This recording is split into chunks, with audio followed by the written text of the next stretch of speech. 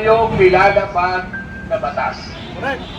Sa 1987 Constitution, may karapatan po tayo. O, nandyan po yan sa Bill of Rights, yung karapatan ng mga tao na maghayag ng kanilang disgusto, damdamin sa mga nakaupo sa gobyerno. Ang gobyerno po binubuo ng tao at sila maglilingkod sa tao. Andyan po yan. Matatag yung ating 1987 Constitution.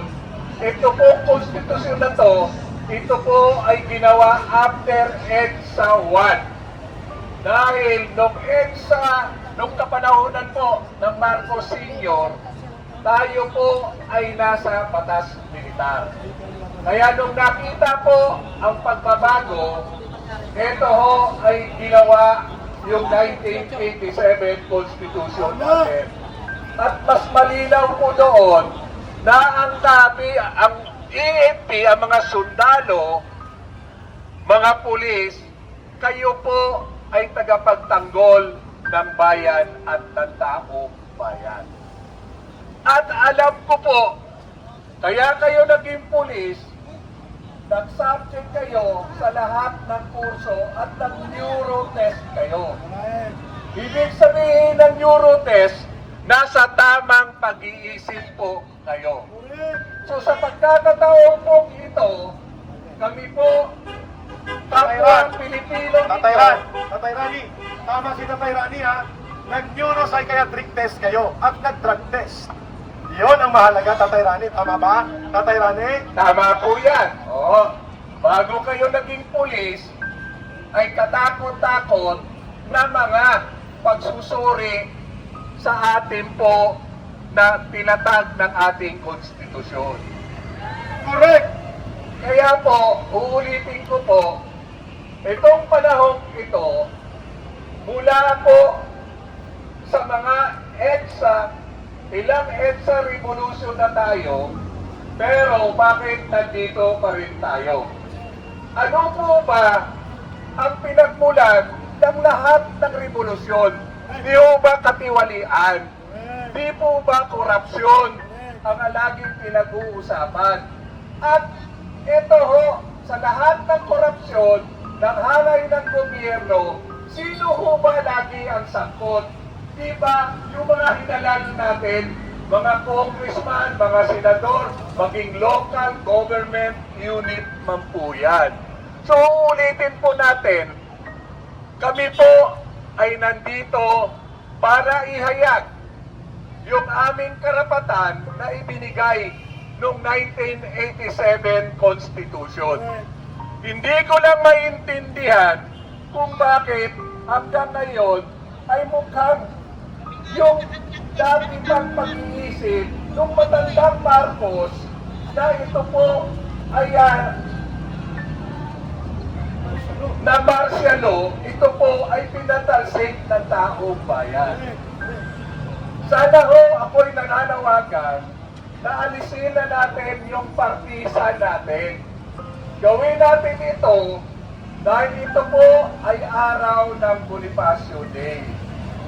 Dakilang bayani na nakipaglaban sa revolusyon para sa ating bayan.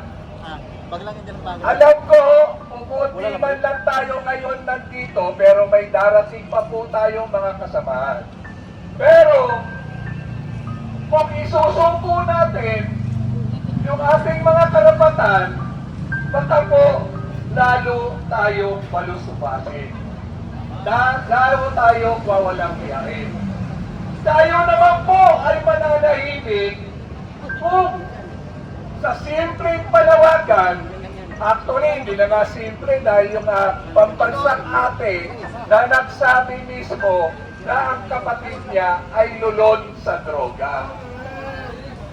Tapos na po sana, at kayo pong mga kapulisan dito, alam ko po, sumasang-ayon din po kayo sa ipinaglalaban namin. Hindi ko lang po maintindihan bakit hanggang ngayon ayaw pa rin sumunod at magkaroon tayo ng kapayapaan. Simple lang naman eh. Para matapos na itong paghati-hati ng Pilipino, dalawa lang ho kasi, yung kumakampi, nakikinabang. Yung mga inaapi, binabayaran. Ang hindi nagpapabayad, nagiging kriminal sa paningin nila. Alam ko po, kayong mga kapulisan, pamilya nyo, apektado rin.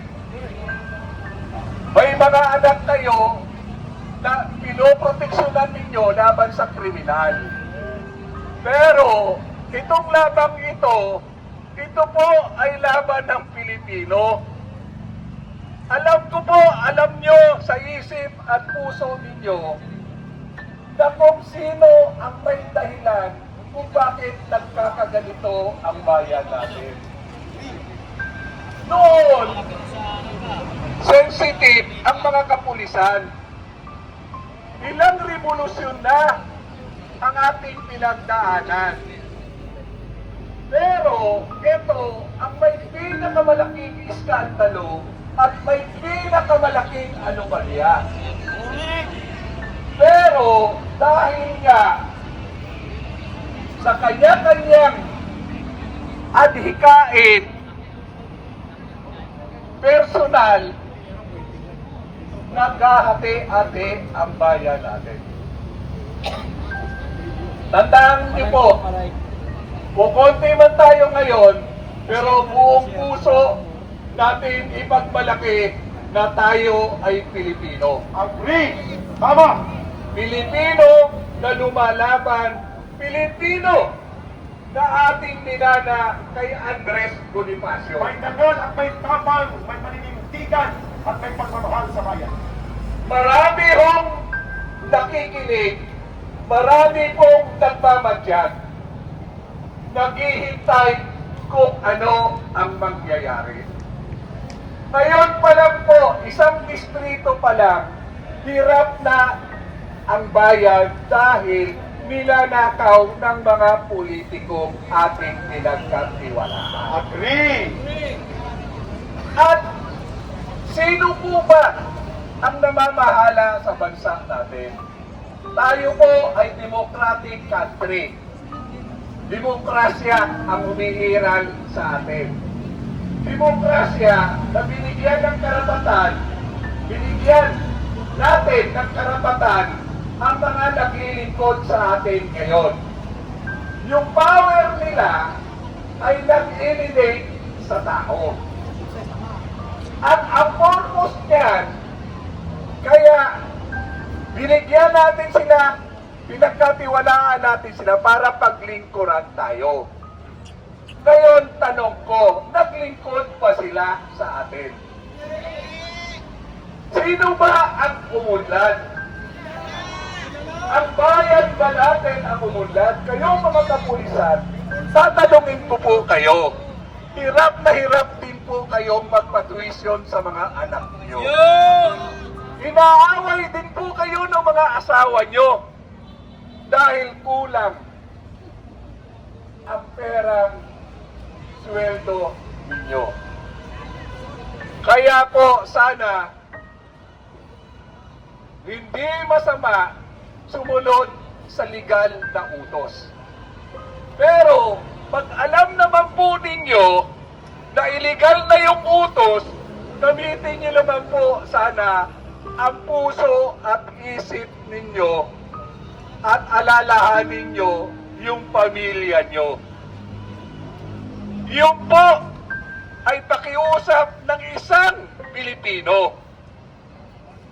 Pakiusap ng isang tao na naglagay sa inyo. Kung wala po ang nangungurakot, wala po tayo ngayon dito.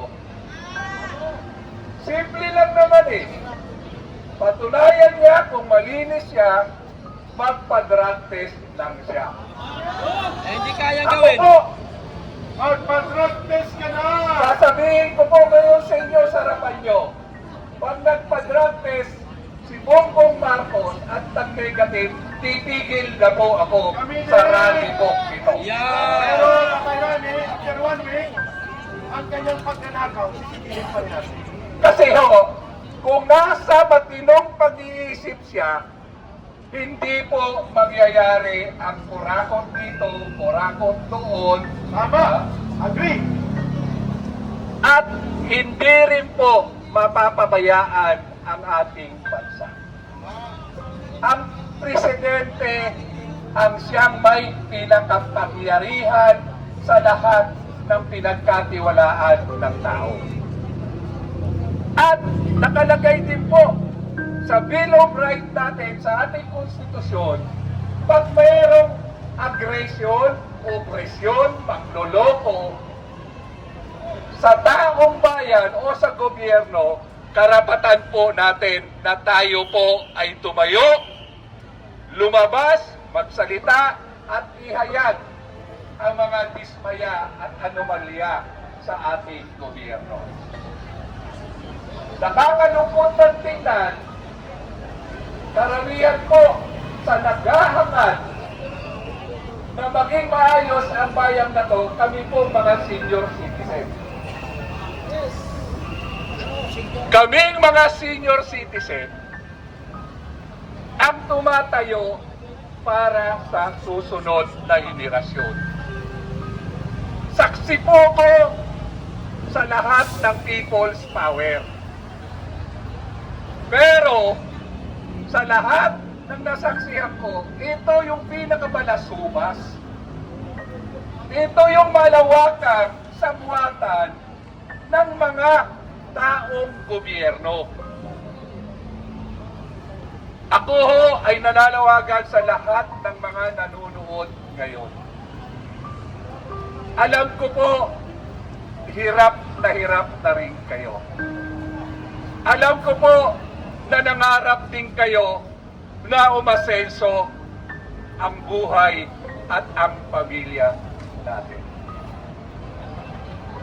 Hindi po sapat na tayo po ay manahimik. Habang kayo, karamihan sa atin ay tahimik, karamihan sa atin nababayaran, at higit sa lahat, ang kumakampi, ang sumisigaw na panagutin ang mga korap, ayaw nila panagutin yung presidente na siya ang may administrative power. Lahat po ng power nasa kanya na. Pag ikaw po ay simpleng head ka ng isang departamento, kapitan ka, mayor ka, pag may katiwalaan sa iyong nasasakupan, command responsibility. Kompleto ka sa budget, kompleto ka sa lahat ng tao, hindi mo pwedeng sabihin wala kang alam. Kayong mga pulis, alam nyo yan. Kayong mga station commander, alam nyo yan. Pag may ginawang anomalya ang mga membro ng nasasakupan ninyo, ang station commander ang unang-unang nare-relieve. Tama po ba mga kapulisan? So bakit ngayon hindi natin panagutin yung pinakamataas na namumuno sa bansa natin? Wala pong iba kung hindi si Bongbong Marcos. Ako po, dating kapitan, naging konsihal, at ang lagi kong hinahawakang komite, Peace and Order. Sa Quezon City po, ako ang chairman ng Peace and Order. Ako po nagre-represent sa ating kapulisan, sa ating mga Bureau of Fire, sa Bureau of Jail, at iba pa pong departamento ng Peace and Order. Kaya alam na alam ko po ang sitwasyon po natin ngayon. Ako ay makapulis kahit itanong nyo sa hepe ng Quezon City Police.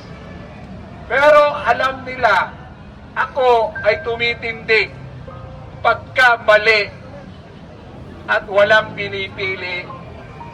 Ordinaryong tao ka man, may posisyon ka man, may pulis ka man, at sanay na rin po ako dahil nung hindi pa po ang Presidente Duterte, ultimo po station namin niralihan ko dahil patong sa droga, patong sa krimen, at higit sa lahat, pati mga hold-upper ay kani-kanila ng ginagawang asset. Ganyan naman ha. Matanda na po ako. Mamimigay kami. 67 years old na. Pinapayaran kami. Mapalad lang ako dahil puro professional na ang anak ko. Anak din po ako na isang mahirap, isang Bisaya. Alam ko ang damdamin na isang mahirap. Naswerte po ako, nabiyayaan ako ng ating Panginoon. Kaya ang sabi ko sa ating Panginoon, Lord, wala akong maisusukli sa iyo kung hindi ang magsilbi ng tama. Wala akong ibang makukontribute sa iyo kung hindi lumaban sa mga hindi tama. Kaya po,